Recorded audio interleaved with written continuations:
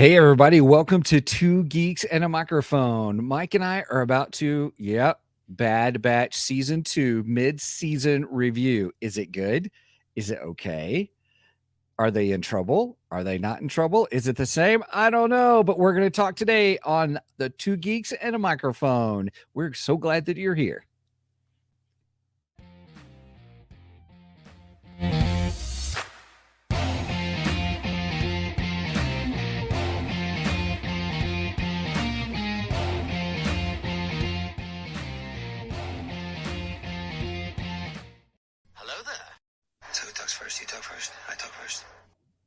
Hey, welcome everybody to Two Geeks and a Microphone show. I am your co-host, Mr. Stephen Buster, along with the one, the only Mr. Michael Shanks. Mike, say hey to everybody.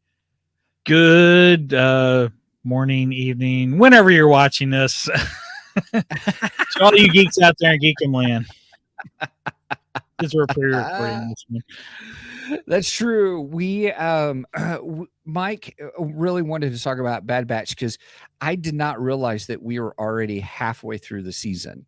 And we had stated that we weren't going to do every episode, but I think he's right. We need to do a nice mid-season review, and so that's what we're here today. Talk about Bad Batch. Wait a minute. Happened. Did you say I was right? Did I hear that? I did say Mike was right. We should do audio clips of us saying different things. Like, yes, Mike, you're right. Oh, that way I can just play it in my headphones. Yes, Mike. Right. Or say, oh, Stephen, let me remind you, click. Yes, Mike, you're right. I'm poking the bear here. It's all bear. Good. Hey, Bear. So, all right, everybody. So let's talk Bad Batch. Have the episodes been good? Have they been bad? Has it been filler? Has it been story driven? This is interesting. Mike, the first season, what was your opinion of the first season? Just real quick. I liked the first season. I mean, it was good. It was enjoyable. I thought there was a lot of filler in the first season, though. Mm-hmm. And we discussed the fact that the first season felt very A-teamish, like mm-hmm. the A-Team, like the 80s TV show, the A-Team. That's right. We did, yes. Where it had that feel of there's always a mission. We got to go on the mission. We come back, blah, blah, blah. And Sid always sends them on the mission. And yes. I mean, it was fun and I like that format, but after a while, it gets kind of old. It was very repetitive, yes. Mm-hmm. Right. And that's the way I felt about season 1. So then going into season 2, although the season opener were good episodes, I didn't feel they were great. And I felt like we were falling right back into the A-Team mode, Mm-hmm. But now I've watched half the season and I think we have done away with the A-Team mode. I think it's gone away.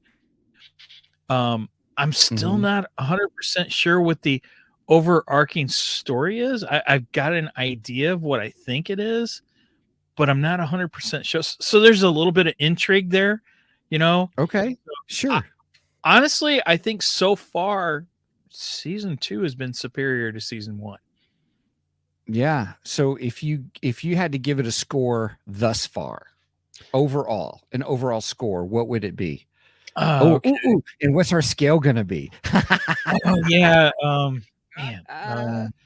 See, everybody, we're doing this in real time. Don't you love it? I didn't think about a scale before we started this. Well, I tell you, think about it real quick. Let me share my opinion on it. Season 1, I did enjoy. I enjoyed it. I thought it was fun. I really wasn't sure how I would like it, to be open with you. And we've talked about that and stuff. Yes, we talked about the whole A-Team feel. While in the beginning it was good, but you're right. After a while, I was like, okay, snatch and grabs. I'm kind of over it. But I will say with this season, I have enjoyed season 2 much more better. Cheers, everybody. Than season 1. Agreed. Because yes, we've had some snatch and grab kind of style stuff. That's kind of how it led in. And yes, we do have missions that are in essence snatch and grabs, but it's different. It seems like they're trying to introduce some kind of overarching thing. I like how you said that, because I will agree with you. I don't know what the overarching, theme is for everything. And in all openness, it doesn't have to have one. I just want good episodes, and I've been pleasantly pleased by the episodes that we've had so far. I don't know. There may be, as we walk through each episode here in a minute, there may be a filler episode here or there, but that's only in the context of a filler episode if they've really outlaid what the overarching theme is for the show. Agreed. And I don't think we have that. I don't Unless it's clone related, you know what I'm saying? But I still don't. I guess there's a mystery of what's now mid-season. Now that we're mid-season in, what's the mystery of the clones? I mean, first season it was the mystery of Omega. Who is she? What is she? Kind of. We still haven't really answered that yet. We still have not answered it. Right, and there is still that mystery that's hanging over our head. Who is Omega? Mm-hmm. And I am starting to worry. Did the writers forget that they started that storyline, and are they just letting that go? I think that we'll bring it up at a different time. I think that there's a stronger aspect of it, if that makes sense. Okay. So yeah. So go ahead. So what's your score? Overall for the first half of we're just talking first half of the season, right? Okay. All right. I'm going to go with, first of all, let's just go with Clone Trooper helmets as our scoring. Just I love it. Okay. Didn't really have anything else. But so I would actually give this the first half. I'm going to give it 8 out of 10 Clone Trooper helmets. Because I think overall it's been a strong, I mean, the opener, like I said, was probably the weakest point to me because I felt like we were slipping right back into snatch and grab. But I think they quickly pulled out of that. And I think we're moving ahead to something else. And again, I think that's kind of sort of a hidden mystery within it. But yes. If they're going where I think they're going, I really like it. I really like the idea of it. So yeah, I will give it 8 out of 10 Clone Trooper helmets. Okay, I like it. Okay, I would give it a good solid 7 out of 10 for sure. 8. It's enjoyable. I mean, 7, like it's enjoyable. It's good. I'm not quite wow factored yet, if that makes sense. But that's only because I'm enjoying the season more than the first one, and so I'm expecting it to build, kind of a thing. So I do think it's better than the first for sure. Okay, that's fair. So good, solid 7. So we had the first 2 episodes that was Spoils of War and Ruins of War. We did actually cover that, so we won't back over that. Next we have episode 3 is the Solitary Clone, and that was pretty much a standalone episode on Crosshair and where he lies at this point. We haven't seen him since, have we? No, we haven't. But I got a feeling he's going to have a strong presence in the second half of the season. I really think he is. And we'll have to get into it when we get into the latest 2 episodes. Yeah, but sure. I really enjoyed that episode. I did too. It was a very dark episode. I know there are some people that didn't like it because it was so dark, but I thought it was very necessary because it solidified where Crosshair is. I always want to say crosshatch. I don't know why. It solidified where he is right now. And it kind of built on his character in the fact that he doesn't fit in with the Empire anymore. He's still that, a good soldier follows orders, but at the same time, he's not totally agreeing with what the Empire is doing. But on the other hand, he still doesn't fit in with the Bad Batch either, because he's still that I'm a soldier, I follow orders, and they don't do that. So there's this conflict within Crosshair, and I really like it. And it's like that is going to tell us exactly where Crosshair, that's leading us to where Crosshair is going to go eventually. And I like the intrigue with that episode. I thought that was really good. It was good. Gosh, it was good. And you got to see much more of his skills. Yes. Which is just awesome. And we also found out that Admiral Rampart is just a total jerk, which I already knew. Right. We really didn't like him. No, I didn't like him at all. Next, we had Faster. Faster was more of a tech-based episode. Tech, the character tech. Yes. And it was a callback to the Phantom Menace, which I know there's some Phantom Menace haters out there. I am not a Phantom Menace hater. Neither am I. I enjoyed it. I enjoy the Phantom Menace. I think it's a fun movie. And not to mention, we got the introduction to Darth Maul. He's one of the coolest Star Wars characters, and he was totally underused, But we also got introduced to pod racing in Phantom Menace. And the special effects for that were unprecedented when that came out. Oh my gosh, it was incredible, And I love the pod racing scene. It takes me back to Return of the Jedi when we got introduced to the speeder bikes. It's as that same feeling. Oh yeah. And it just goes to George Lucas's love of racing. All things fast. After all, what is his phrase? Faster, more intense. Right. And that's exactly what this episode was. It was faster. Right. The title is Faster, and it should have been called Faster and More Intense. It was the whole pod race thing all over again. Right. Yeah. Although they added an extra element, it had weapons, so it was called riot racing. Yeah. Which to me, it just felt like Speed Racer. Yeah. Very good. Yes. Agreed. Like how the Mach 5 has the swords, the saws that pop out in the front, and then it's Star Wars Speed Racer. I like that. Yeah, it's Star Wars Speed Racer. How can you not love that?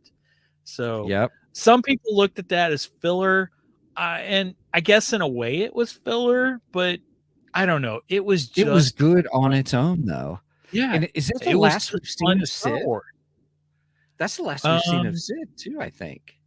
Yeah, well, no, I think she was at the beginning of Entombed, because Entombed, the next episode, was where we got introduced to I don't know what the character's name is. Oh, right. Who I did not like. I didn't like her at all. She's the other pirate, and Sid introduced her to us and everything. So I think Sid was at the beginning of that episode. So that one was kind of sort of a snatch and grab. But it had a mystery to it, because they were after what were they after in that one? Right. See, you can tell that was not one of my favorite ones. Let's see. Search for a junkyard for a spare compressor. Wrecker retrieves a compressor from the wreckage. Oh, that's the one where they like open up this thing, and this gigantic mechanical monster, almost Godzilla-like, attacks them, and it was okay. It was just an okay episode, not my favorite. Yeah. I like that one. I agree with you. I like Faster better. Yes. Then we moved on to Tribe. And Tribe was with Gunji. Gunji. I think it's Gunji, who is the Jedi Wookiee. Where did we see him before? Have we seen them before somewhere? He was introduced to us in the Clone Wars with the Padawan episode, where Ahsoka was taking these Padawans to get their crystals. Get their crystals. That's right. And we got introduced to the droid character who is played by David Tennant, who is the 10th Doctor in Doctor Who.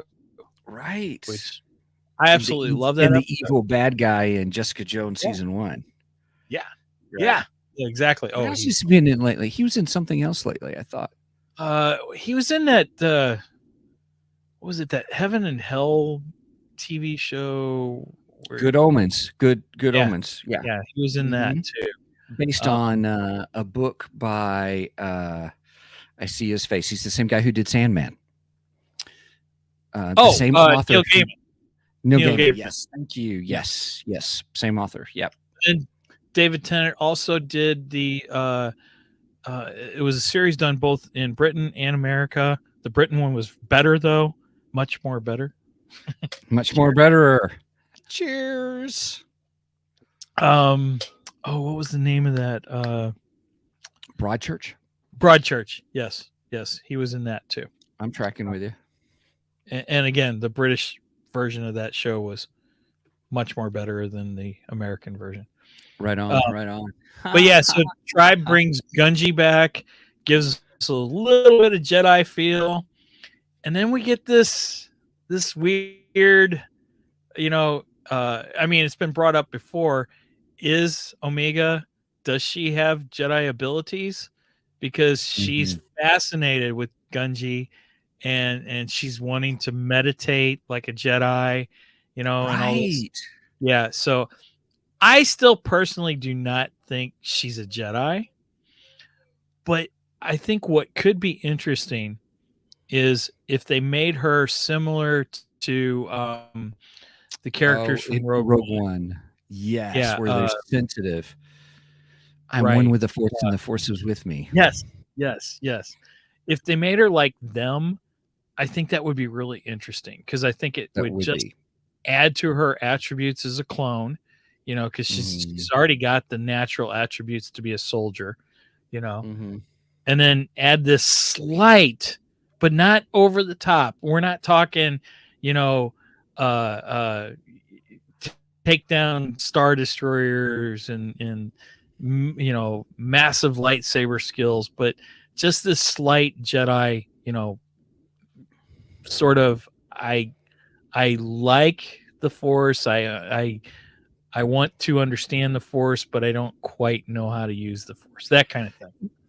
What could be interesting is she starts off that way, but as she matures as a clone, let's say she gets to puberty or whatever, all of a sudden something happens, and then she becomes more sensitive. Sure. I'm open to that, but I don't want her to come out of the gate, all of a sudden she's, like pull a Ray. Yeah, exactly. Pull a Ray Palpatine / Skywalker. Ray Palpatine. I still don't like that. Gosh, you're gonna drag me down this rabbit hole, aren't you? All I have to say is, if Palpatine got busy, ew. Because you think of the time frame of all this. I can't, I can't. Well, wait a minute. She's, oh God, I didn't know we were granddaughter. Go there. She's granddaughter. She's the granddaughter. And, Palpatine, before he became the Emperor, he wasn't a bad looking guy. I mean, go back to the Phantom Menace. He was a handsome guy. Enough. All right, we'll give it that time frame. Okay, I'll give it. Okay, I'll give it to you on that. That'll work. All right. Ew. Oh yeah, when we get to the evil, shriveled up prune emperor, yeah. Ugh. Right. Nobody wants that. Right. I did not know we were going this route. Right, we're not. But anyway, we're the whole aspect of, we don't want Omega to be the Rey that all of a sudden I'm the Jedi. She's almost a master already or something to take on the Emperor or whatever. I was like, what? But it's okay. All because she's the Emperor's granddaughter, and I still hate that. Right. They flew And forever, oh, save us. Right. I will say this, when we did everybody, if you haven't seen our Dark Empire episode that we did as part of Star Wars Yes. Podcast Day, go back in that because we did have a good discussion about how much of the sequel trilogy reflected, looks like they based their source material on Dark Empire. Right. And stuff. So that may have something to do with it as well. So, all right, enough But of that. Dark Go ahead. Empire was a better Rise of Skywalker than Rise of Skywalker was. It really was. Yeah. Even that storyline would have made a better sequel. Mm-hmm. Agreed. Really would have. Okay, so where are we at in our episodes here on the mid-season review? So that brings us to 7, sidetracked. 8. That Okay. brings us to episodes 7 and 8, which would be the Clone Conspiracy and Truth Consequences. So Mhm. Disney dropped both of those this past Wednesday at the same time, which I'm I glad had they no did. idea. I am too. I didn't either. Yeah, I was like, I watched Clone Conspiracy, right? And then I got up to go get something, and all of a sudden, you know, usually you finish Clone Conspiracy, and Disney automatically starts taking you like into Rogue One or something else. Something else, some other Star Wars. And I was expecting it to go into Rogue One, and then all of a sudden it started playing another episode, and I like, come back, I look at the TV, I was like, wait a minute, I haven't seen this. What, did I miss an episode? I had no clue that they were dropping 2 at once. And like you said, I'm so glad they did. I am. These fit together so well. You know, I mean, they were meant to. You know, it was meant as a 2-parter. And yes. I got to say, as far as the Bad Batch goes, this is almost as close as you can get to a perfect episode, you know, in my opinion. Yes. Both these 2 episodes. Well, I'll be open with you. I like 7, even though I enjoyed 8, but I thought 7 was better than 8. Okay, fair. Now, why did you think 7 was better than 8? What happened in 7 that made you enjoy 7 better than 8?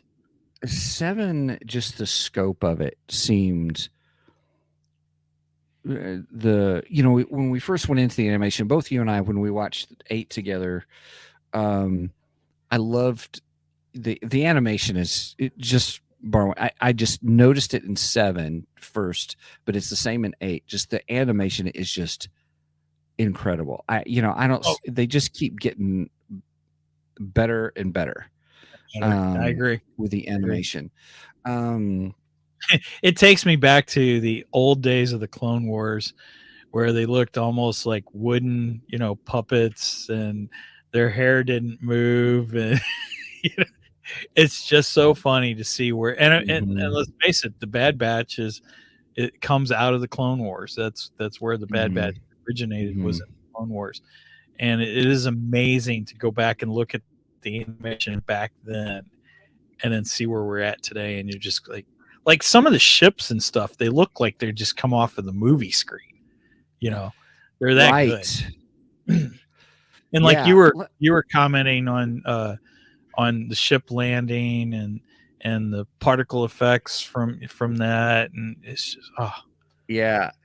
just I can't.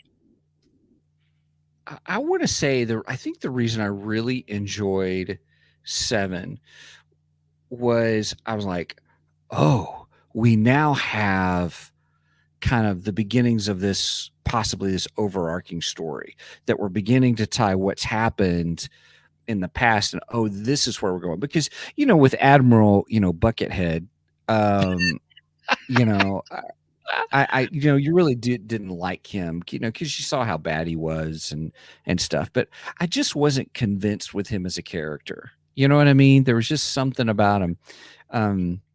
And I agree, but I think his character, although I hate him, I'm going on the record, I hate his character, but at the same time, he's becoming more intriguing now, and I'm liking him better just because of who he's playing out to be and such. And then I began to see, we've always been like, well, where were the clones by the time we got to Star Wars? Right. A New Hope. Right. And they are doing, the writers, Dave Filoni and team, are doing a nice job of creating that transition for us. Yes. And we had a hint of this in the Obi-Wan series because we see the homeless quote unquote Oh, good veteran clone, call. right? Yeah.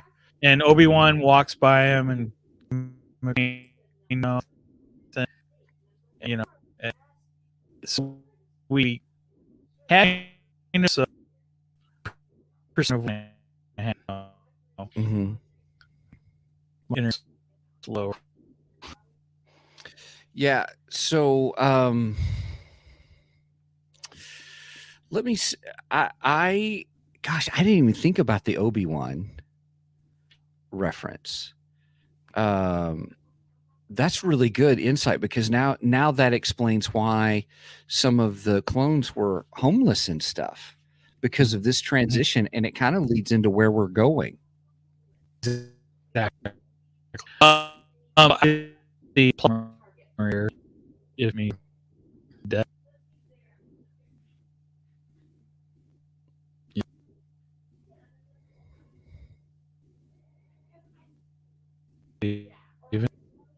Yes, I'm here. Oh, We're having okay. a little bit of internet issues. I apologize. Yeah. Silent. There's a reason we're testing out this. I'm recording on our computer and then uploading, so hopefully it'll put it all together and it'll fix it really well. I had Sarah for me. So it's the same. Can't tells his comrade his turns was there was four nine lift. Yeah, the had it lift.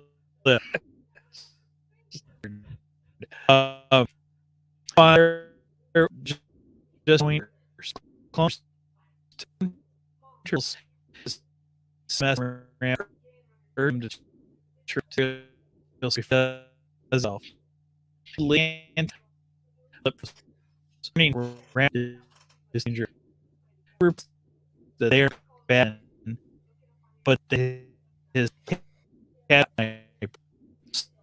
so just the cat find yes turn by in silent which by the other cure session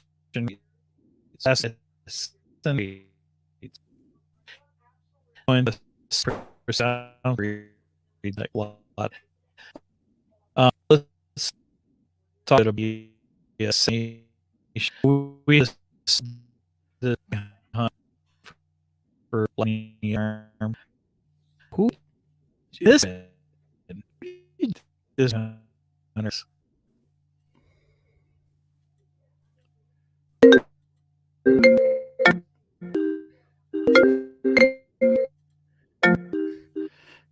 Someone's getting a call.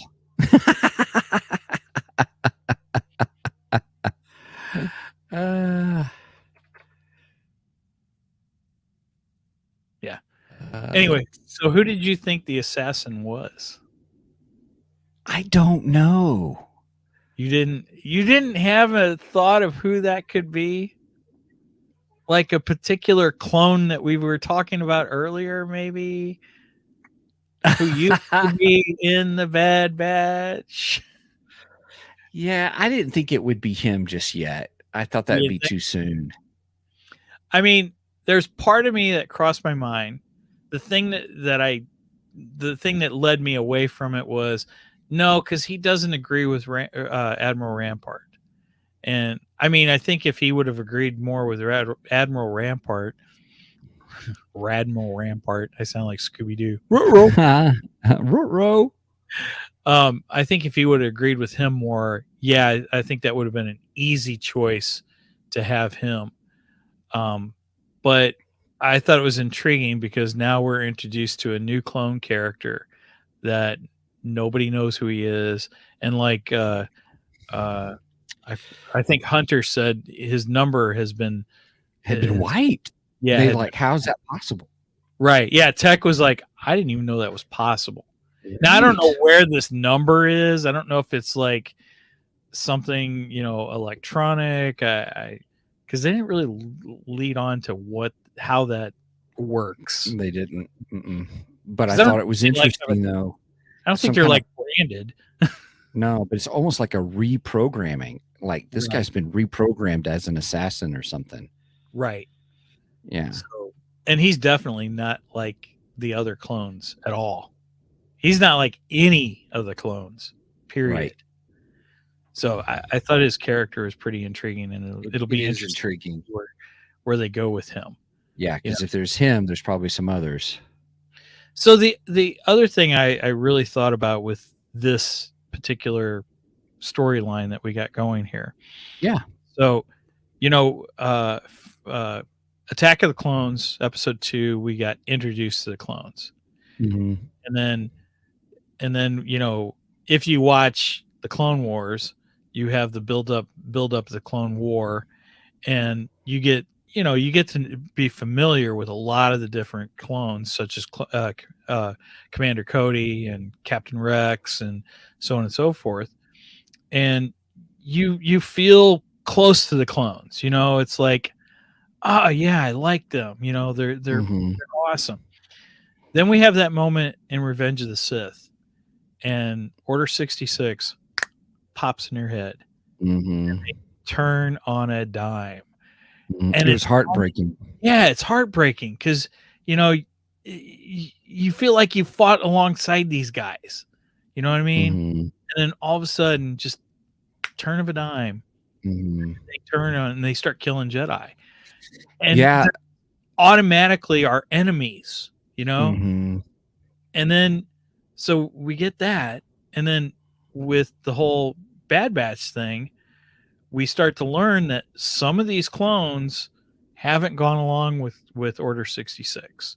And we're starting to realize there is some individualism between them, and you get kind of that build up, that feeling again of, yeah, maybe they were still the heroes we thought they were, So redemption arc kind of a thing. Right. So this is kind of heartbreaking to see what's happening to the clones who have served the Republic, and thus the Empire transition. Right. And thus the Empire, and they've served them unquestionable, and now they're just throwing them out like trash. And you get that feeling again. You're like, you start to feel again for the clones. So, and one of the things that I criticized in season 1 and episodes 1 and 2 of this was the fact that the clones keep using, that Bad Batch keeps using the stun setting on their, on their weapons, and I'm brothers.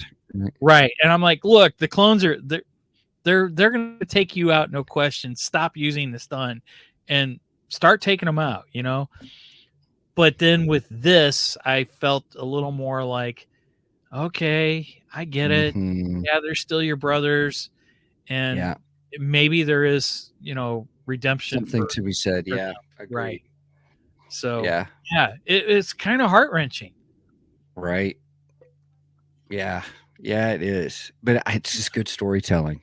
Yeah, we didn't know where they were going, and now they're introducing these elements. And I think you're right. The whole concept of a redemption arc, based upon how they turned in Order 66, that's insightful. I like that. Therefore, we're beginning to see that. Well, at least you get Rex back. We see in this episode, Rex is like, we're starting to wake up. Right. Yeah. And that's the start of this. It's like, okay, you realize that not all the clones are buying into this. And then, like, they even said in the episode with Crosshair, clones are disappearing. Wonder why they're disappearing. Maybe they don't agree with you and you took them out. Right. That's what's going on here. It'll be interesting to see what happens. It really will. Right.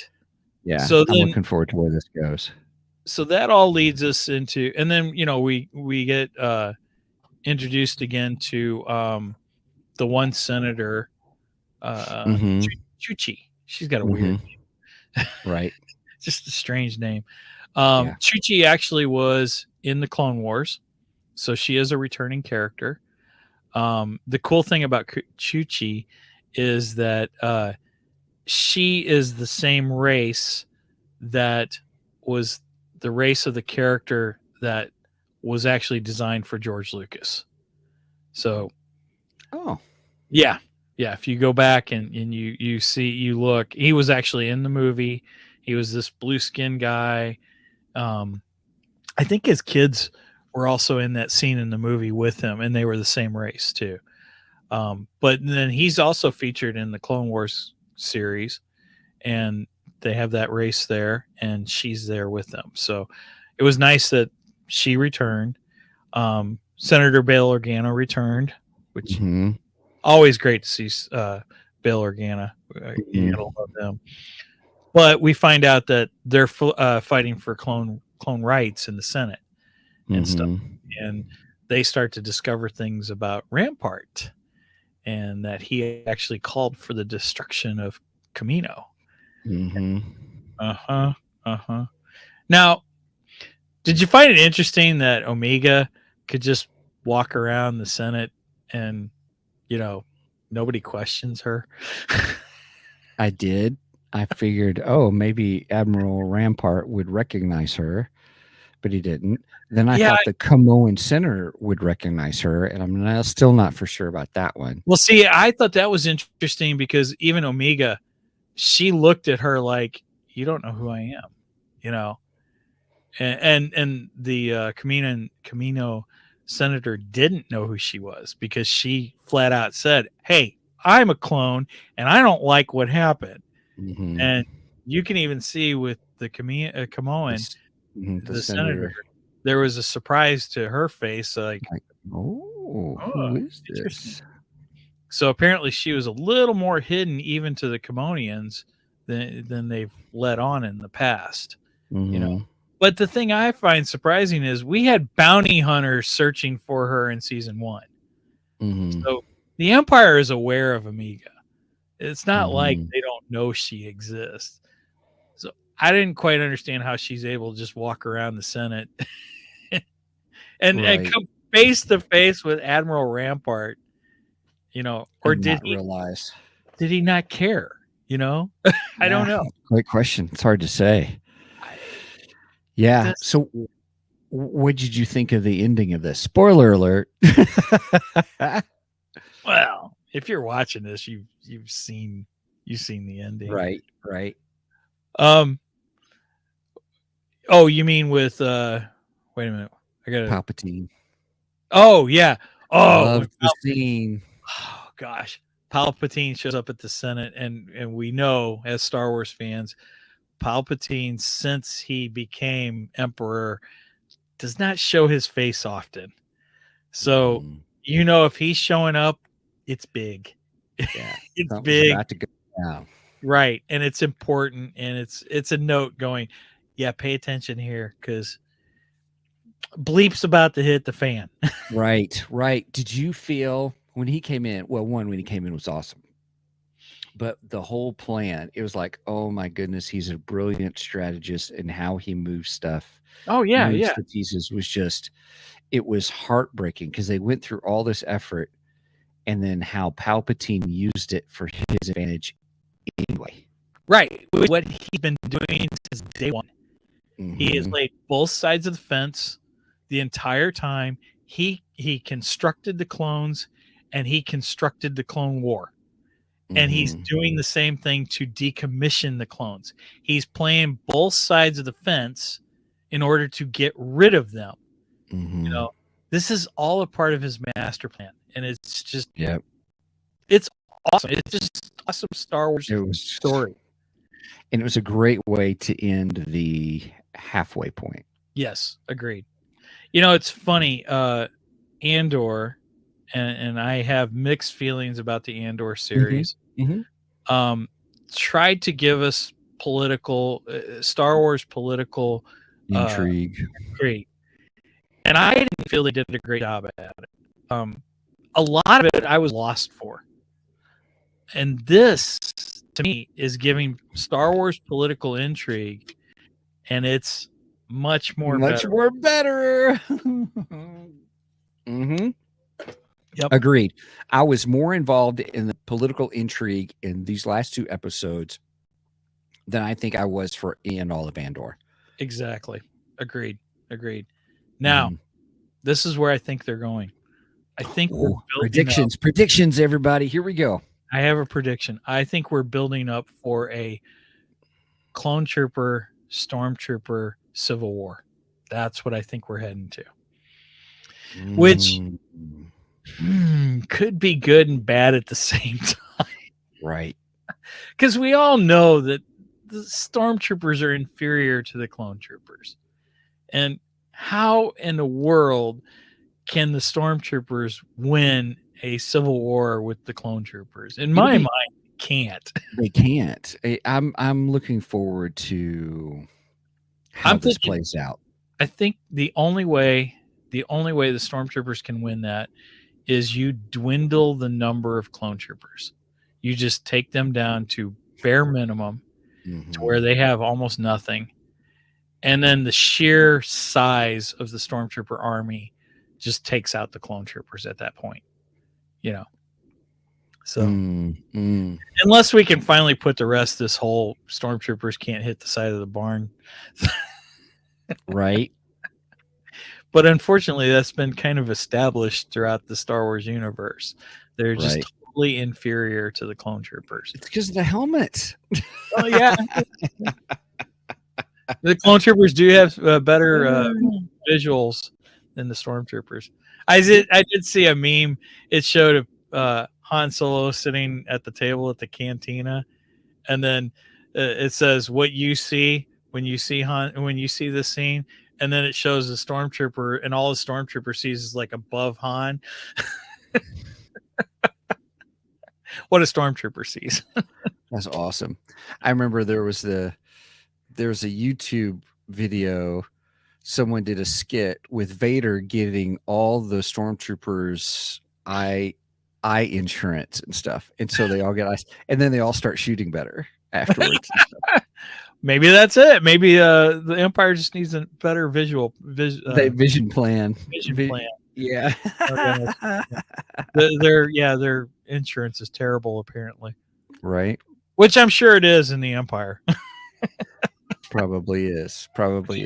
Oh man. Well, good episode, man. This was good I'm glad we did this. Good idea to talk through the season, where we're at so far, and I'm looking where we're headed. I thought it was important.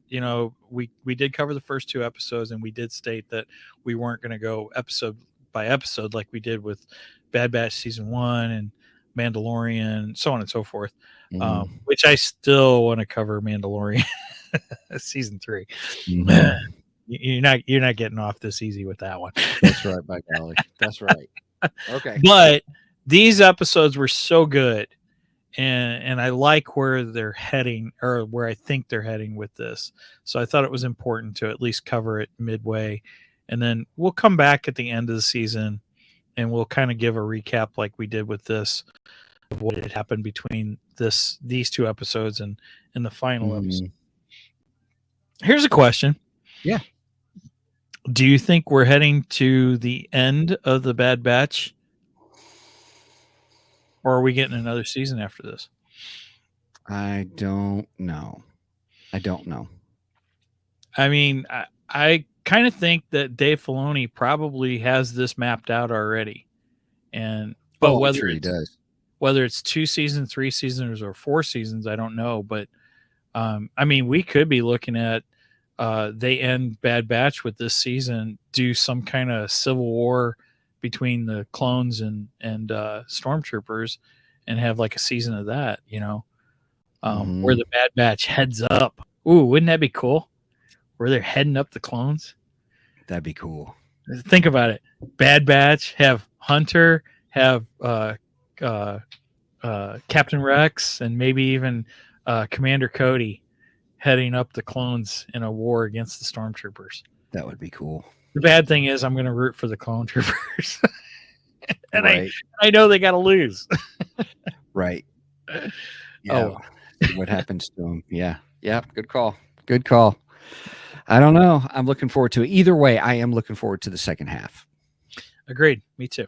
I think we got good things to come. Yep. So. We sure do. All right. All right. Well, there you have it. And there you are. So, everybody, thanks so much for joining us. It's been great to chit chat with you. I look forward to reading the comments as this releases and stuff. And so, yeah, what do you guys think? Do you think we're headed towards a civil war, a trooper civil war between troops and clones? We'll find out. All Mike, right. I'll leave it to you, my friend.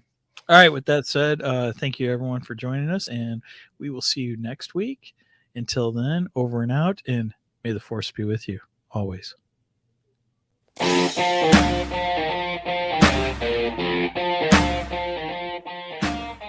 Thank you for joining us today on the Two Geeks and a Microphone podcast. Tune in next week when we will have more news and reviews. Until then, may the force be with you.